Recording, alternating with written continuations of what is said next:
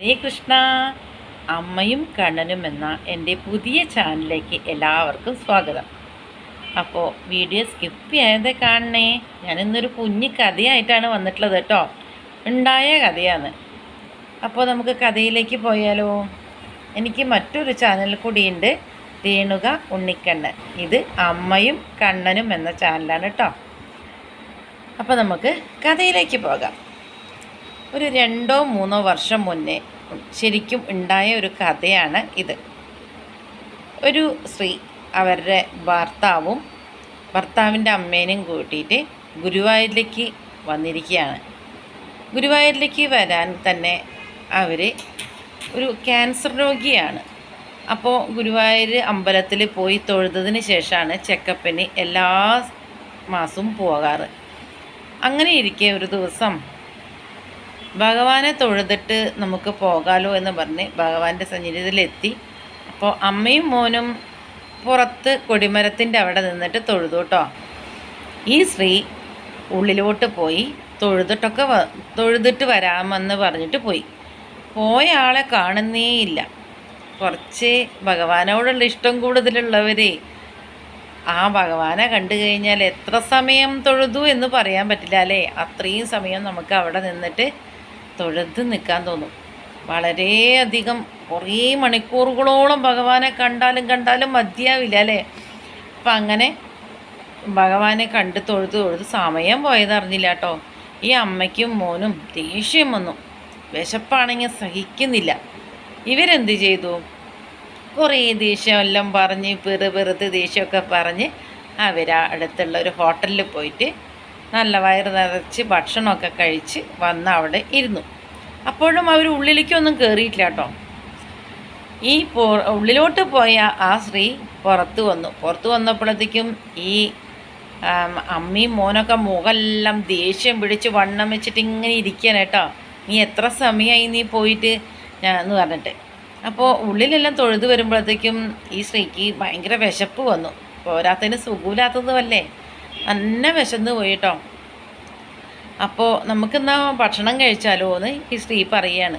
ഞങ്ങളൊക്കെ ഭക്ഷണം കഴിച്ചു, ഇനി നീ ഇന്നൊന്നും കഴിക്കാനൊന്നും നിൽക്കണ്ട, നമുക്ക് പോകാം, ട്രെയിനിൻ്റെ സമയമായി എന്ന് പറഞ്ഞു. അപ്പോൾ പറഞ്ഞു, അല്ല എനിക്ക് വിശക്കുന്നുണ്ട്, നമുക്ക് എന്തെങ്കിലും കഴിക്കാമെന്ന് പിന്നെയും ഈ സ്ത്രീ പറയുകയാണ്. അപ്പോൾ ഇവർ സമ്മതിച്ചില്ല കേട്ടോ. അപ്പോൾ അവിടുത്തെ അവിടെയുള്ള ഒരു കാര്യസ്ഥനോ എന്താ പറയുക, അവിടെയുള്ള ഒരു കഴുകക്കാരൻ പറയാണ്, അതാ ഉള്ളിൽ ആ മാല കെട്ടുന്ന അവിടെ കുറച്ച് പഴം ഇരിപ്പുണ്ട്, പോയിട്ട് കഴിച്ചോളുന്നു. ഇവർ പറയണ സംഭാഷണമൊന്നും കേട്ടിട്ടില്ല കേട്ടോ. പക്ഷെ ഇവരോട് ഇങ്ങോട്ട് ഈ സ്ത്രീയോട് പറയുകയാണ്, അവിടെ കുറച്ച് പഴമൊക്കെ ഇരിപ്പുണ്ട് ഭഗവാന്റെ, വേണമെങ്കിൽ വിശക്കുന്നുണ്ടെങ്കിൽ പോയിട്ട് എടുത്തോളൂ എന്ന് പറയുകയാണ്. അപ്പോൾ പോയിട്ട് ഈ സ്ത്രീ ഇങ്ങനെ വേണോ വേണ്ടേ എന്നുള്ളതിൽ നിൽക്കുകയാണ്. പിന്നെ വിചാരിച്ചു ഭഗവാൻ പറഞ്ഞതാണെങ്കിലോ എന്ന് വിചാരിച്ചിട്ട് പോയിട്ട് പഴം 2 പഴം എടുത്തു കേട്ടോ. അപ്പോൾ ഈ ആൾ വന്നിട്ട് വീണ്ടും പറഞ്ഞു, ആവശ്യമുള്ള അത്ര എടുത്തോളൂ, ഭഗവാന് നെയ്തിക്കാൻ വെച്ചതിന് ശേഷം ബാക്കിയുള്ളതാണ്, ആവശ്യമുള്ളത് എടുത്തോളൂ കേട്ടോ എന്ന്. അതിൻ്റെ സൈഡിലൊക്കെ കുറച്ചൊന്ന് പൊട്ട് വല്ലതൊക്കെ ഉണ്ടാവുള്ളൂ, എന്നാലും കഴിച്ചോളൂ എന്ന് പറഞ്ഞു. അപ്പോൾ ഈ സ്ത്രീ എന്ത് ചെയ്തു, 2 കൈയിലും പിടിക്കാൻ പറ്റുന്നത്ര എടുത്തിട്ട് പുറത്ത് കൊണ്ടുവന്നിട്ട് ഈ സ്ത്രീ അവർക്ക് ആ ഭർത്താവിനും അമ്മയ്ക്കും കൊടുക്കാമല്ലോ എന്ന് വിചാരിച്ചു. 2 എണ്ണം ഈ സ്ത്രീ കഴിച്ചിട്ട് ബാക്കിയുള്ളത് അവർക്കും കൊടുത്തു. ഭഗവാന്റെ പ്രസാദം നമ്മൾ ആർക്കും കൊടുക്കാതെ കഴിക്കാൻ പാടില്ല. അപ്പോൾ അതെല്ലാം കൊടുത്ത് സ്ത്രീ ഭക്ഷണമൊക്കെ കഴിച്ചു. അപ്പോൾ തന്നെ വയറ് നിറഞ്ഞ പോലെ ആവട്ടോ. 2 വഴിയേ കഴിച്ചിട്ടുള്ളൂ കദളിപ്പഴം, പക്ഷേ ഭയങ്കര വയറ് നിറഞ്ഞ പോലെ. അപ്പോൾ അതിന് മുന്നേ ഇവരവിടെ തൊഴാൻ എത്തിയപ്പോഴേ ഉണ്ടായ ഒരു അനുഭവം കൂടി ഉണ്ട് കേട്ടോ. ഇവരവിടെ എത്തിയപ്പോൾ, എന്തായി ഇപ്രാവശ്യത്തെ ഡോക്ടറുടെ അടുത്ത് പോക്ക്, ഒന്നും പേടിക്കണ്ട കേട്ടോ, എല്ലാം ശരിയാവും എന്നും ഈ കഴുകക്കാരൻ ഇങ്ങനെ പറഞ്ഞിട്ടുണ്ട് കേട്ടോ. അപ്പം നേരത്തെ കണ്ട ആ കഴുകക്കാരൻ തന്നെയാണല്ലോ പഴവും പറഞ്ഞത്. എന്നെയാണെങ്കിൽ അറിയൂല, പിന്നെ എന്തുകൊണ്ട് എന്നോട് ഇങ്ങനെ പറയുന്നു എന്ന് ഈ സ്ത്രീക്ക് ഇങ്ങനെ വിചാരിക്കുന്നുണ്ട്.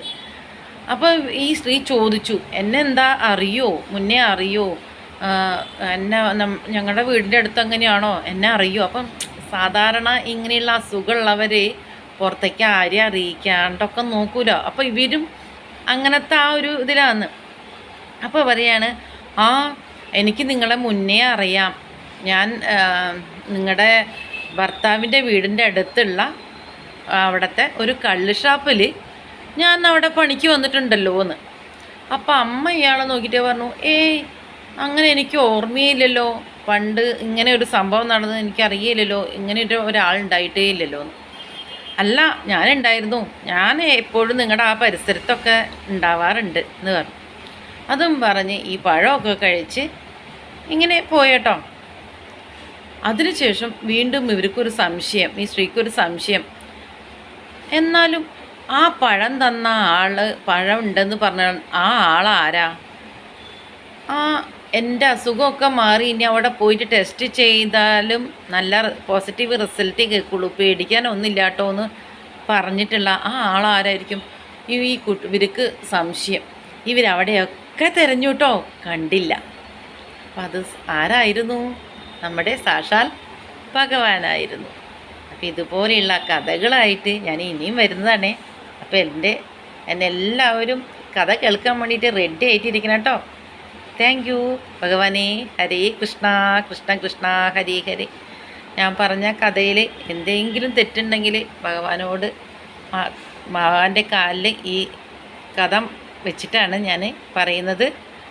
അപ്പോൾ തെറ്റുണ്ടെങ്കിൽ എന്നെ മാപ്പാക്കുക.